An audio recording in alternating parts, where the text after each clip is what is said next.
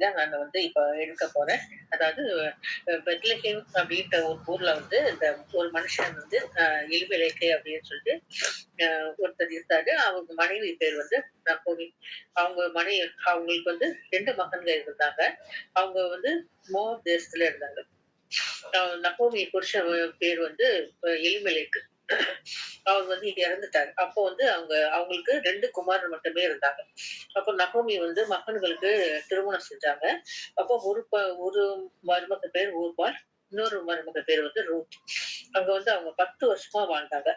அப்புறம் வந்து அ ம மக்லோம் கிலியோடு 2 பேருமே இறந்து போயிட்டாங்க. அ அ நகோமி தன் கணவனையும் மகள்களையும் இழந்து தனித்தவளானாள்.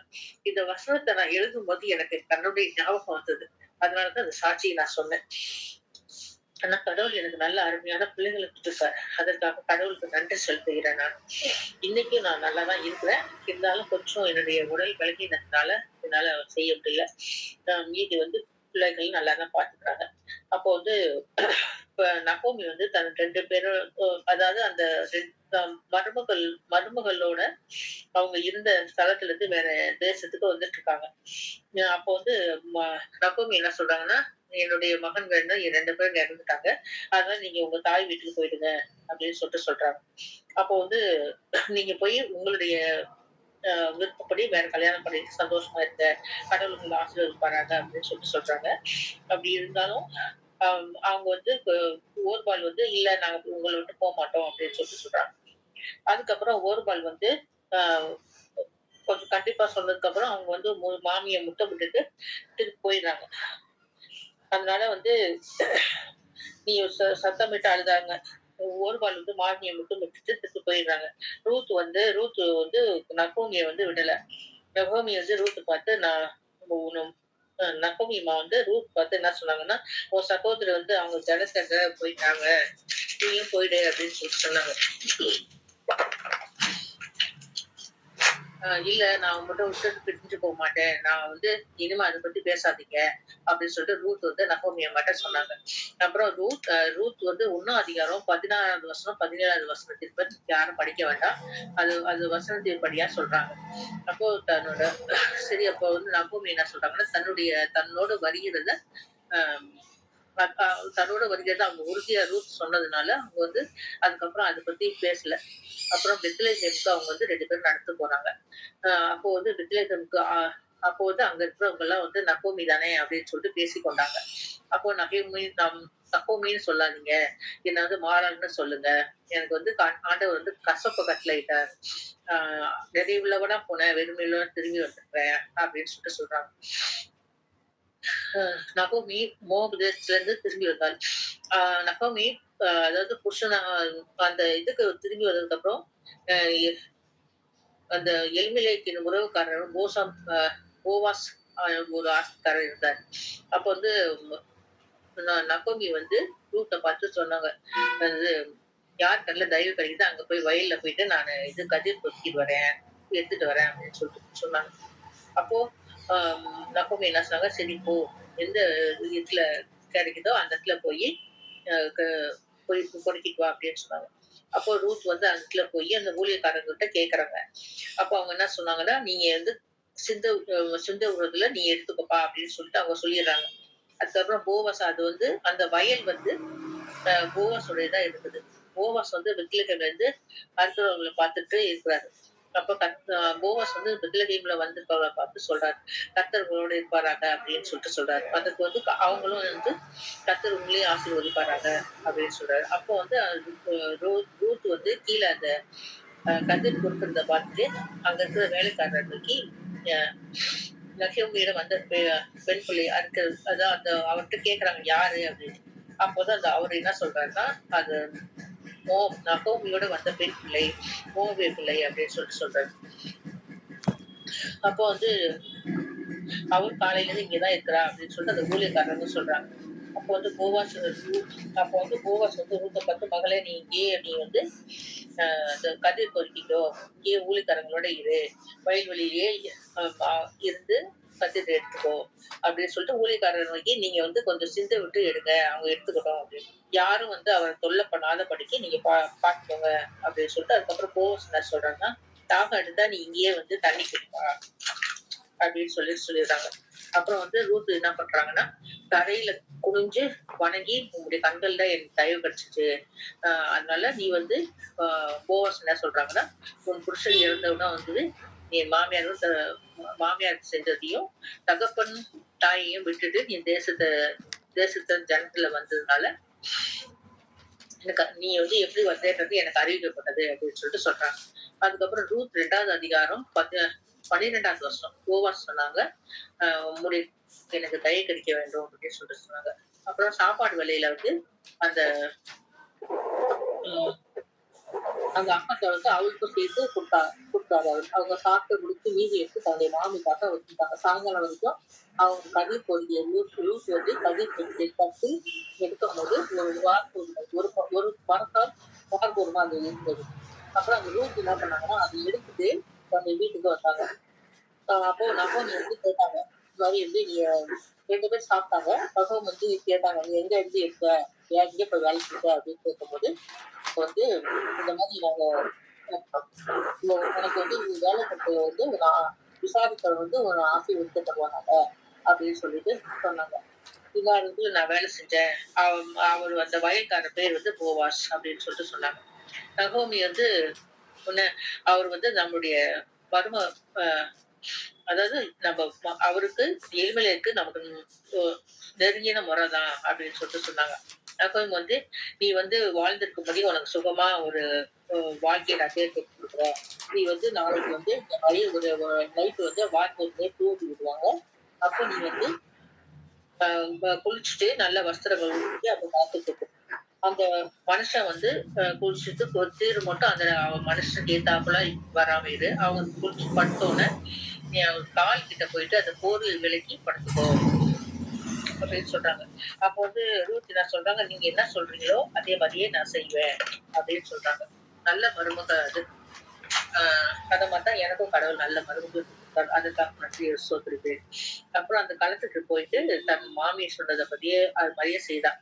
அதுக்கப்புறம் அவன் போடிய இது போர்வையை எடுத்துட்டு திரும்ப அங்கேயே அதுலயே படுத்துட்டான். அப்போ பாதி ராத்திரில அவரு திரும்பி பார்க்கும்போது ஒரு ஸ்திரீ வந்து படுத்ததை பார்த்துட்டு யாரு அப்படின்னு கேட்கும்போது இந்த மாதிரி நான் வந்து ஒரு அடியாளாக்கிய ரூத் அப்படின்னு சொல்லிட்டு அவங்க சொல்றாங்க. அதுக்கப்புறம் நீ கர்த்தரால் ஆசீர்வதிக்கப்படுவாயாக, ஒரு நற்குணத்தை பார்க்கிலும் நீ பிந்தின நற்குணம் உனக்கு உத்தமமா இருக்கிறது. மக்களே நீ பயப்படாத, உனக்கு வேண்டுதான் நான் செய்வேன் அப்படின்னு சொல்லிட்டு சொல்றாங்க. நான் வந்து அதுக்கப்புறம் எனக்கு வந்து ஒரு சுதந்திர வழி எனக்கு தெரியும். அவனை வந்து உனக்கு திருமணம் பண்ணி கொடுக்கறதுக்கு நான் வந்து அவர்கிட்ட கேட்கிறேன். அவரு வந்து திருமணம் பண்ணிக்கலன்னா, அதாவது விவாகம் பண்ணிக்கலன்னா, நான் வந்து உன்னை முறையா திருமணம் பண்ணிக்கிறேன் அப்படின்னு சொல்லிட்டு சொல்றாங்க.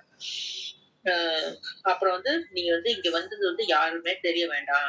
அதனால எல்லாம் எந்திரிக்கிறதுக்கு நீங்க வீட்டுக்கு போயிடணும் அப்படின்னு சொல்லியிருந்தாங்க. அதுக்கப்புறம் நீ வந்து போத்திட்ட போர்வையை எடுத்து குடிச்சிட்டு குடிமா அப்படின்னு சொன்னாலும் அது குடிச்சப்போ அவர் வந்து 6 படி வார்கோதுமைய அவருக்கு குடுத்தாங்க. அவ வந்து அதை எடுத்துட்டு தன்னுடைய மாமி கிட்ட போனோம்னா மாமி கிட்ட சொல்றாங்க. அவங்க வந்து இந்த மாதிரி நீங்க சொன்னது மாதிரி செஞ்சுட்டு உன் மாமி கிட்ட நீ வெறுமையா போவேணான்னு சொல்லிட்டு இந்த வார்கோதுமையை என்கிட்ட கொடுத்து அனுப்புனாங்க அப்படின்னு சொல்லிட்டு சொல்றாங்க.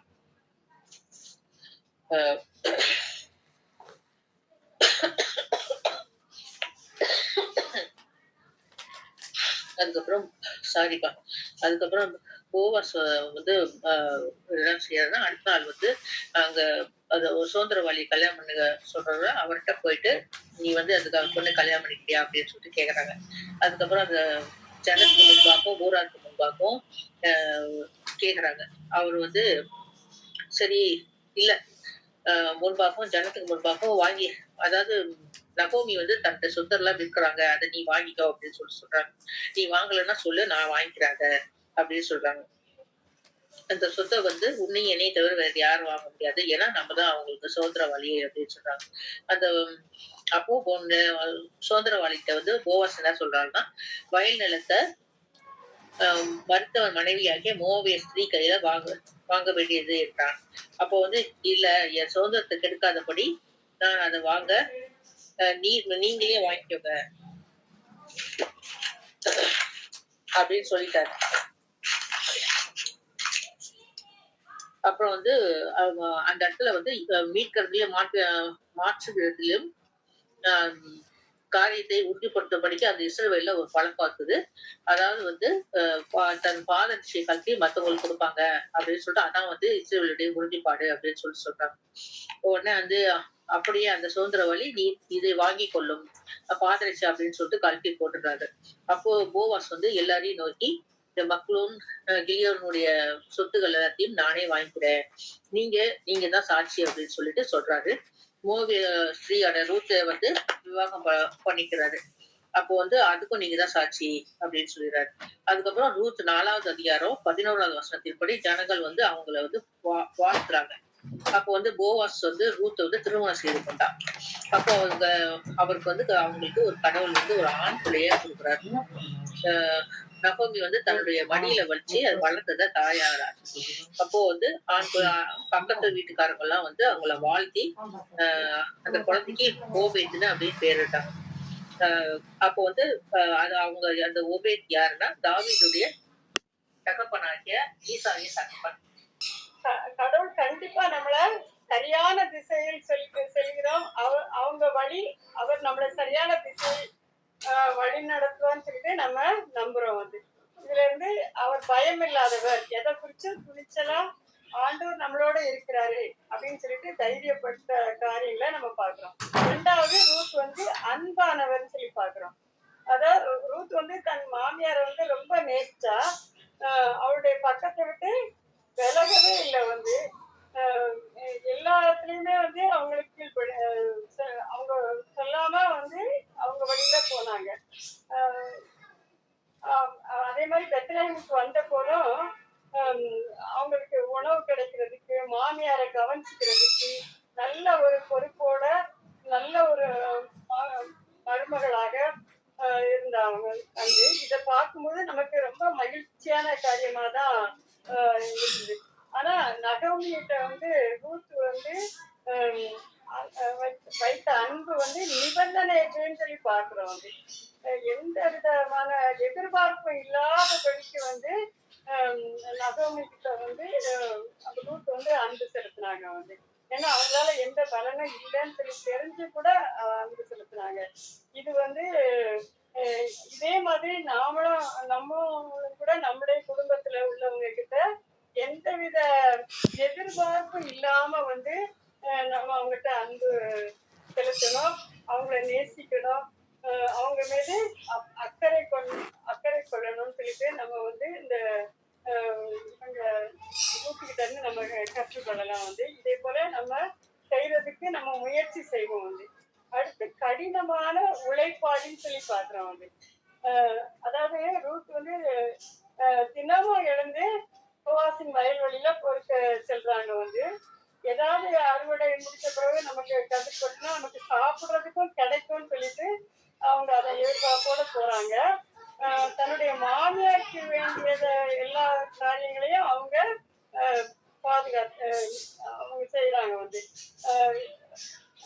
அதாவது ரூட்டை போலதான் நம்மளும் வந்து எந்த வேலைகளை செய்யறதுக்கு நம்ம தைரியமா நம்ம செய்யணும். வந்து அதாவது இந்த வேலைதான் செய்யணும், அந்த வேலைதான் செய்யணும்னு சொல்லி கிடையாது. வந்து நம்முடைய வாழ்க்கை முன்னேற்றத்திற்கு நமக்கு தேவையான அளவுக்கு எந்த வேலையும் செய்யறதுக்கு நம்ம முயற்சியா இருக்கணும்.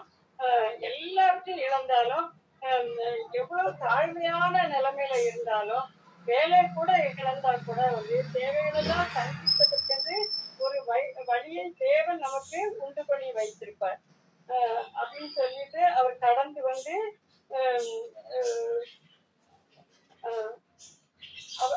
அந்த மாதிரி அந்த வழி அந்த பாதையை கட்டுவதற்கு தேவன் நமக்கு உண்மையுள்ளவாரா இருக்கிறார் என்று சொல்லி நம்ம நம்பணும். ரூட்டை போல வந்து சுறுசுறுப்புள்ளவங்களா இருக்கணும், சோம்பேறியாக நம்ம இருக்கக்கூடாது. அப்படி சோம்பேறியா இருந்தாக்கி நம்ம போவாசோட தொடர்பு வந்து ரூட்டுக்கு கிடைச்சிருக்காது. அடுத்தது நல்ல ஒழுக்கமுடையவர்னு சொல்லி நம்ம பாக்குறோம். ரூட்டை குறிச்சு போவாஸ் வயல்ல வந்து மற்ற மனிதர்களோட அவளுக்கு வந்து தொடர்பே கிடையாது. அவள் சொந்த வேலையை தான் மனசுல கொண்டு நடந்தா. வந்து மற்றவர்களிடம் பேசுறது அதிகமா கிடையாது. புத்திசாலியாகவும் அடக்கமாகவும் நடந்து கொண்டான்னு சொல்லி நம்ம பார்க்கிறோம் வந்து. இப்ப அதனாலதான் நூத்தி மூன்றாம் அதிகாரம் 11வது வசனத்துல பார்த்திருந்தாரு. இப்போது என் மகளே பயப்படாதே, நீ கேட்டதையெல்லாம் நான் உனக்கு செய்வேன், ஏனென்றால் நீ ஒரு நல்ல பெண் என்பதை அனைவரும் அறிவார்கள் சொல்லி சொல்றாரு வந்து. அப்ப அப்படிப்பட்ட காரியங்களை நூற்றினத்துல அவங்க கேள்விப்பட்டிருக்காங்க. அப்போ நம்ம அப்படி நடக்கும்போது நம்ம மற்றவங்களை எப்படி நடந்து கொள்கிறோமோ அதே போல அவங்களும் நம்ம நடத்துவாங்க வந்து. என்பதை நம்ம வந்து ரூட் மூலமா நம்ம கற்றுக்கொள்கிறோம். அதாவது நம்ம சோதனை அல்லது பாவத்தில் விழுந்து விடாதபடிக்கு எதிர்பாலினத்தவரிடம் நாம் எவ்வாறு பழகினோம் என்பதை கவனிக்க வேண்டும். எதிர்ப்பாளரிடம் நம்ம பழகும் போது நம்ம ஜாக்கிரதையா இருக்கணும். அது மூலமா நம்ம சோதனை நம்மளுக்கு வரக்கூடாது, பாவத்துல விழுந்து விடக்கூடாது. அதே மாதிரி வீட்டை போல நற்பெயரை பெறணும்னு சொல்லிட்டு அப்படிப்பட்ட ஒரு காரியங்கள்ல நம்ம வீட்டை முன்மதியாக வைத்து செயல்படணும். மற்றும் வந்து அவங்க வந்து ரூட் வந்து நேர்மை மற்றும் தூய்மையான வாழ்க்கை வாழ்வதில் கவனம் செலுத்தினாலாம். நம்மளும் கூட வந்து இப்படிப்பட்ட காரியங்களை ரூட்டினிடத்துல இருந்து கற்றுக்கொள்ளணும். அடுத்தது 5வதாக பார்க்கும்போது தீர்க்கமான முடிவு. அதாவது இருமனமுடையவங்களா இருக்கக்கூடாது. இருமனம் இல்லாதவன் தன் வழியில் நிலை இல்லாதவன் சொல்லிட்டு நம்ம வசனம் இருக்குது. தன் மாமியாருடன் தன் மாமியார் கூட செல்றதுக்காக தீர்மானித்தாள் வந்து. மாமியார் சொன்னாலும் கூட அவங்க வந்து இதை குறிச்சு நீங்க என்கிட்ட பேசக்கூடாது அப்படின்னு சொல்லிட்டு அவ வந்து சொன்னா வந்து. அவ வாழ்க்கைய வந்து பெரிய வாழ்க்கையாக கண்டு கொள்ள அவ ஆசைப்பட்டா. ஏன்னா இந்த இடத்துல அவளுக்கு எந்த இதுவும் கிடைக்கலன்னு சொல்லி அவ இருந்தா. அது திருப்பி போயிருக்கலாம். ஆனா அவளுக்கு வந்து வேறு இடத்தில் சிறந்த எதிர்காலம் இருக்கிறது என்பதை அவள் அறிந்திருந்தான்னு சொல்லி நம்ம பார்க்கலாம் வந்து. ஏன்னா அந்த மோவாப் தேசத்துல நமக்கு இனி வந்து ஒரு எதிர்காலம் இல்லை. நமக்கு தேவன் வந்து இன்னொரு இடத்துல ஒரு பெரிய எதிர்காலம் இருக்குன்னு சொல்லிட்டு அவ அறிஞ்சிருந்தா. 1:16-18 வரை கூட அந்த வசனங்களை பார்க்கலாம். நாமும் கூட முடிவெடுப்புல தேர்வு செய்வதில பயப்படுறோம் சில சில சமயங்கள்ல. இதனால வந்து சில நாட்கள், சில மாதங்கள், சில வருடங்கள் கூட சுமையாக மாறிவிடுகிறது. அது நம்முடைய தொழிலையோ இல்லைன்னா வாழ்க்கையோ பல சமயங்களில பாதிக்கிறது. சிக்கல்களுக்கு வழிவகுக்கிறேன்னு சொல்லி பார்க்கிறேன். எனவே நாம் வேதத்தை வாசிக்கும் போதும் தியானிக்கும் போதும் அவர் நம்முடைய இருதயத்தை சரியான பாதைக்கு நேராக வழி நடத்துகிறார். நாம் முன்னேறும் போது ஞானமாகவும் ஜெபத்துடனும் இருக்க வேணும். அப்படி இருக்கும்போது ரூட்டை போல நம்ம வந்து கண்டிப்பா இருமனமுடையவளா இல்லாம ஒரே தீர்மானத்தில் நம்ம செல்லும் போது கர்த்தரையே பின்பற்றி நம்ம வழிபட்டு நடக்கும்போது கர்த்தர் வந்து எல்லா காரியங்களையும் நமக்கு நன்மைதான் செய்து கொடுப்பார். அடுத்தது வந்து கடந்த காலத்துல இருந்து அவங்க வந்து வெளியே வந்துட்டாங்க ரூட் வந்து. அதாவது கடந்த ரூட்டின் குணாதிசயங்களில் வந்து கடந்த காலத்திற்கு முன்னேறும் திறன்.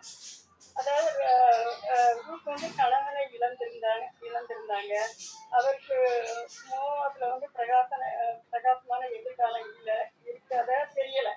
எனவே அவன் வந்து பழைய வாழ்க்கையிலிருந்து நகர்ந்து புதிய வாழ்க்கையை கண்டுபிடிக்க தழுவ முயற்சித்தார். தன் கணவனை இழந்து விட்டோம், தன்னை கவனிக்க ஆள் இல்லைன்னு சொல்லி அவன் மனம் தளரவே இல்லை. அவ அதுல இருந்து என்ன பண்ணிட்டா, வெளியேறி நகமையுடன் புதிய வாழ்க்கையை தொடங்கினார் அப்படின்னு சொல்லி நம்ம வேதத்துல பார்க்க வந்து. நான் வயலுக்கு சென்று தண்ணி போற்றுகிறேன் என்று நகமையுடன் கூறுகிறார். கடந்த காலத்தில் நமக்கு வலியையும் இழப்பையும் ஏற்படுத்திய சில விஷயங்களிலிருந்து நம் முன்னேற்றத்துக்கு ஒரு புதிய வழியை தெரிந்து கொள்ளும் போது நம் கரத்தை பிடித்து கொண்டு ஆண்டவர் நம்மளை வழி நடத்துகிறார். அவர் நம் வாழ்வில் ஒரு புது வழியை, புது காரியத்தை நமக்கு கற்றுக் கொடுக்கிறார். அதனால ரூட்டை போல நாமும் எனக்கு யாரும் இல்லையே, நம்மளுடைய வாழ்க்கைக்கு ஆயிடுச்சு அப்படின்னு சொல்லிட்டு நம்ம அங்கலாய்க்காதபடி நமக்கென்று ஒரு புதிய வாழ்க்கையை தெரிந்தெடுத்துக் கொண்டு புதிய வாழ்க்கைன்னா வந்து அவங்களுக்கு கணவர் இல்லை, புதிய திருமணம், அந்த மாதிரி அவங்களுடைய வாழ்க்கை ரட்சிக்கப்பட்டிருக்கு.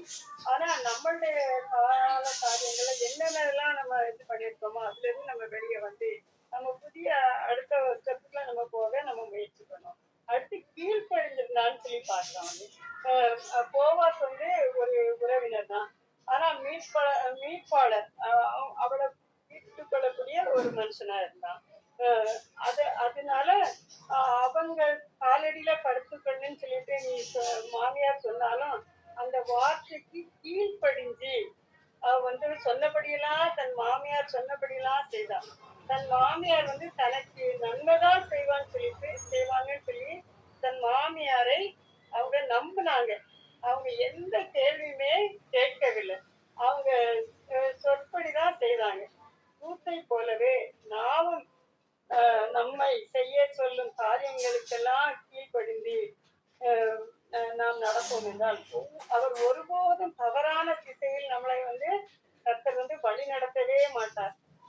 அவருடைய ஆலோசனையில் நம்பிக்கை வைக்கணும். ரூத் எப்படி தன் மாமியாரை நம்பினாங்களோ அதே போல நாம் தேவனை நம்பணும்.